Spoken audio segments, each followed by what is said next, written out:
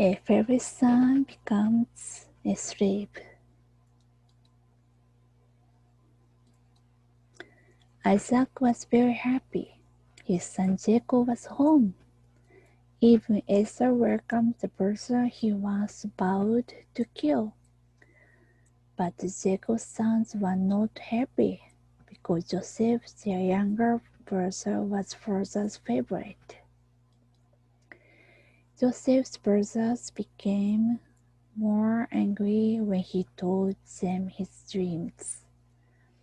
My sheaf of grain stood tall and my brothers lived bowed in honor, Joseph said. This dream meant Joseph would be more important than his brothers. In Joseph's second dream, the sun, moon, and stars bowed down to him. Even his father Jacob was angry at him for putting himself above his parents and brothers.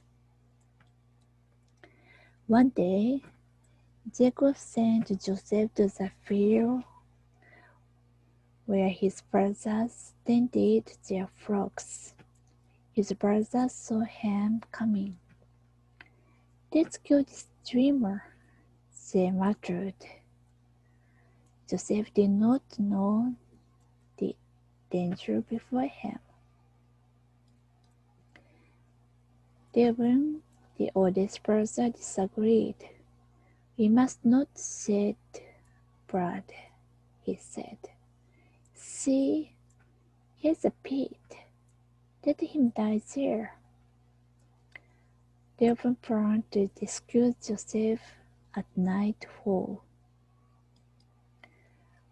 When Joseph arrived, his brothers grabbed him and took off the colored coat Jacob had specially made for his favorite son. Then they threw him into the awful pit. While Reuben was absent, a caravan of camels drew near on their way to distant Egypt. Let's sell Joseph, cried Judah, his brother. The deal was made. They sold Joseph for 20 pieces of silver. Tearful and afraid, Joseph watched helplessly as the wrestling camel led him away from his family and homeland. Is this Joseph's coat? It's bloody. It's bloody. We found it in the desert. The cruel brothers allowed Jacob to believe a wild animal had killed his favorite son. Jacob tore his clothes and moaned. Nobody could comfort him. In Egypt, Joseph must have been afraid and lonely. Maybe he longed for home, but he could not escape. He was a slave in the house of Potiphar, an important Egyptian.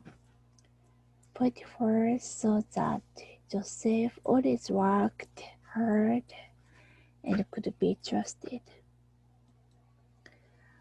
All you do turns out well, Potiphar told Joseph one day.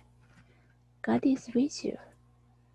I want you to be my chief servant, in charge of all my business and master of all my other servants.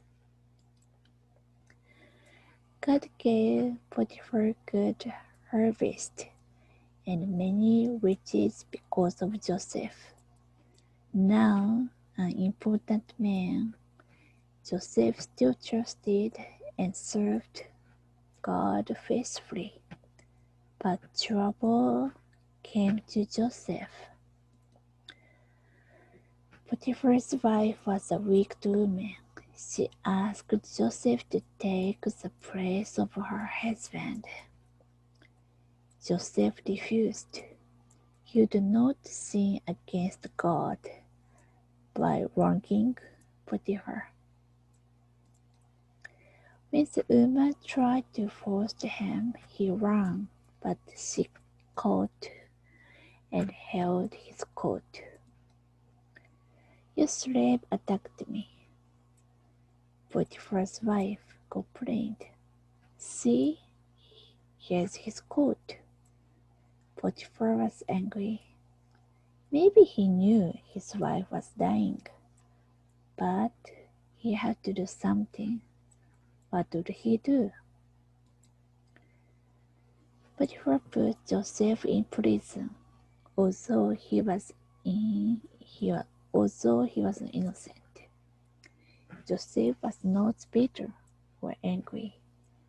Perhaps he was learning from his hardships that no matter where he was, if he honored God, God would honor him, even in jail. A fairy son became a slave. A story from God's Word, the Bible, is found in Genesis 37 and 39.